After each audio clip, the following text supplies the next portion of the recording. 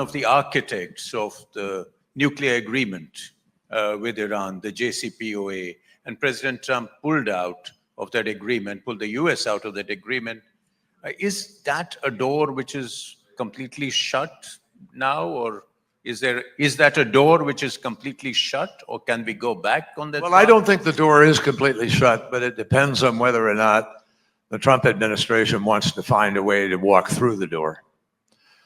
And I am convinced that Iran sent some signals in the last weeks indicating they'd like to find a better path. The tragedy of what President Trump did in just pulling out of that agreement, folks,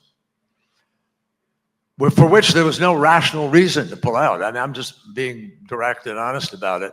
If you didn't like the agreement, you at least had 15 years before anything changed in it.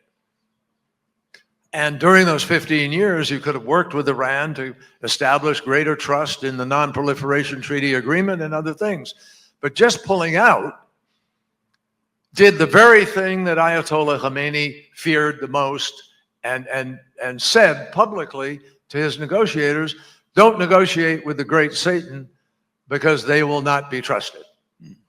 And when Donald Trump pulled out, he fed that to them. And the result was that the IRGC, the Republican Guard, were elected. And the hardliners came in. Now there's a new group there after the president was killed in the helicopter crash. And it appears, maybe there's a little breath of capacity here to be able to work differently. But look, in that agreement that we came to on Iran, we took a nuclear weapon off the table. We put it away. We made it clear that you could not break out and create a weapon in Iran in the period of about a year and 2 to 3 months. That's how long breakout would take. Today, because of pulling out, breakout is about a week from now. A week from whenever it would occur. And in the agreement we did with Iran, Iran had to destroy 13,000 centrifuges which they used to create uranium enriched in order to have a bomb. You have to destroy them. They have to destroy their plutonium reactor with cement put into the core of the reactor, could never be used again. They had to open up television in all of their production facilities. We put 130 people on the ground in Tehran every day, checking everything.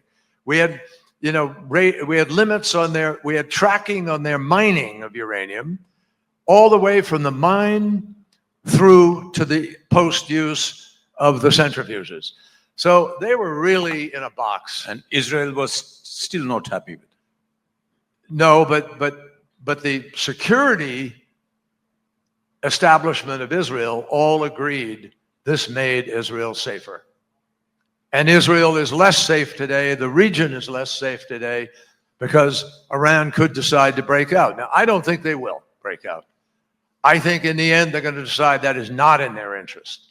And they'll use the bargaining, hopefully, to figure out how the pathway is going to be laid for having a more normal relationship with the world. But that's going to have to require giving up their bellicosity and threats to Israel and their support for Hezbollah and Houthi and Hamas. So big decisions are going to have to be made, but I think there will be a lot of effort to try to push that process forward, and I'm encouraged by that. It is good that there will be effort to try to find a way forward, and I think they will try to.